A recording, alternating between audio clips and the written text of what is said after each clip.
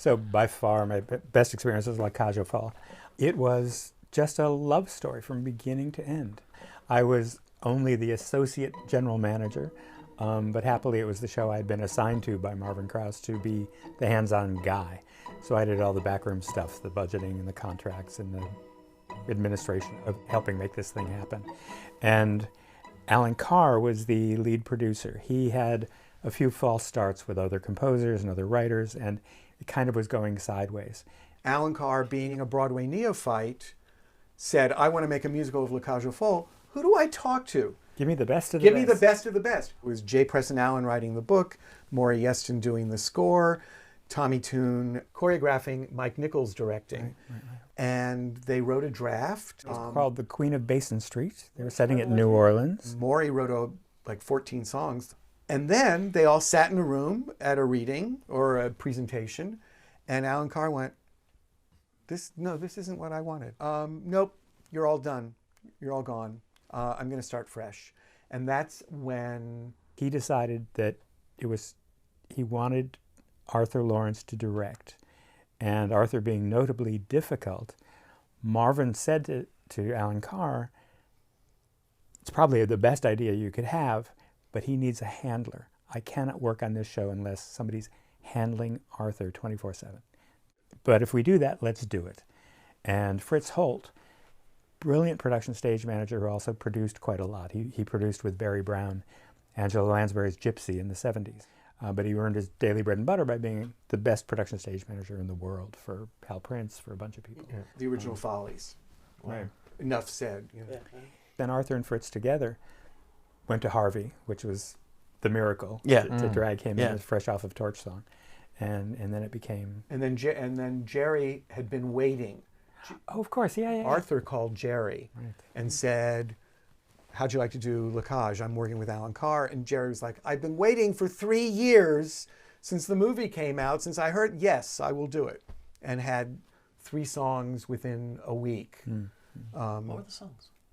I don't remember. Song in the Sand is the first one I remember. No, I don't remember what the other two were. Yeah. Wow. But Fritz just kind of shepherded that thing through. First rehearsal, when you've got 80 people in the room, every designer and assistant designer, the whole company, a couple of key investors, all these people in the room. Fritz, miracle man, memorized everyone's name in advance. He stood up and said, good morning, everyone. First, let's introduce each other. Or actually, let me introduce you. Boom, boom, boom, boom, boom. He named everyone in the room. And for all the actors, he named what they did in their audition. And it just set a mood in the room of elevated joy. And just, we're in this together. And it stayed that way all the way to opening night. It was just magnificent. The day after the opening, Arthur gathered everybody on stage. And he said, so some of you don't read reviews. I'm just going to tell you the reviews are very good, very lovely. We're a hit. And I want you all to remember, it's never like this. You never get to this point with these reviews and we're all still in love with one another. So cherish this, remember this, let's keep this going because it's never, ever like this. And I just remember him being so soft and warm at that moment because he really was, he's Arthur Lawrence for Christ's sake. And he's been the cause of a lot of the torment or whatever. But he knew it's never like this. Let's just be happy that we got here. Was it an out-of-town tryout? Did it Boston. Boston. Yeah. Really? We played the Colonial. And Boston loved it? We were stars. If you were seen coming out of the Colonial stage door, you were like followed for blocks by people saying, what did you do with that show? How involved are you? It was shocking. Never seen anything like it before. We were there all summer. We went into a flower shop outside of the theater district to get a plant. I forget what to get. And the woman said, where are you guys from? And I said, New York. And she said, oh, what are you doing in town? And I said, well, we're in town with La Cage aux Folles. And she went, tears formed in her eyes, and she went, that show is going to do so much for gay rights, and it's so beautiful, it's so wonderful. I have sent everyone I know to it, the city simply embraced the show in a way, and I grew up in Boston, that Boston doesn't do. And so it was, we were feted everywhere we went. He had quite a infamous temperament. Did you ever run into that? During tech, even on La Cage, he was a monster during tech. He wanted perfection immediately. And tech doesn't come that way. There's a process and it's slow.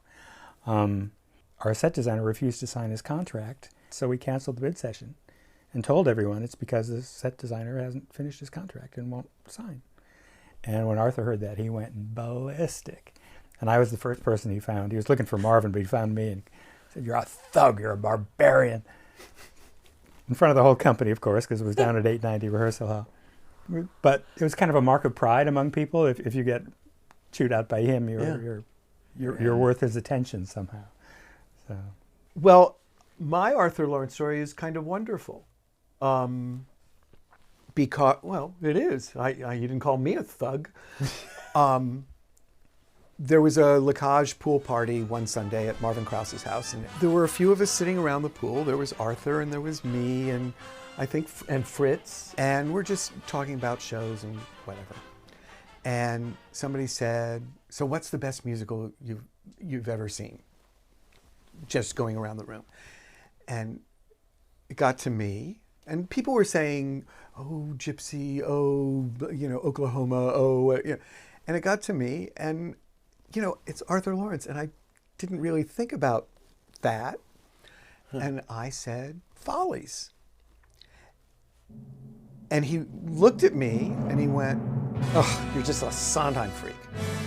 And I went, "Well, no, Follies was just extraordinary." And people complain about the book, but really and I started being my drama lit major and talking about the book to Follies. And then I shut up because everyone was giving me harsh looks. And the group kind of broke up and people went into the pool or whatever. And I went over and was standing over by a pillar and eating a hot dog or something. And Arthur came over and said, I want to talk to you." And I said, "What?" He said, "Look, I was wrong. You liked Follies." And I said, "I liked it. I loved it." And he went, "Enough." "You liked Follies. I didn't. That doesn't make you wrong. I'm sorry. I shouldn't have blown up at you that way. I'm really, really sorry." And he walked away. And I went, "Oh, wow." Fritz Holt came bounding over and he went, "Oh my God. Arthur Lawrence has never apologized to a single human being in the world. He must love you." And I went, "Arthur Lawrence loves me?" And Fritz went, "I've never, ever seen it. I've known him for 15 years. I have never seen that happen. Wow." And so that's my Arthur Lawrence story, except he loved us. And he always, whenever he saw us, he was always lovely to us and happy about us being together and seeing us together. And it was just Very cozy that way. very cozy that way. Yeah.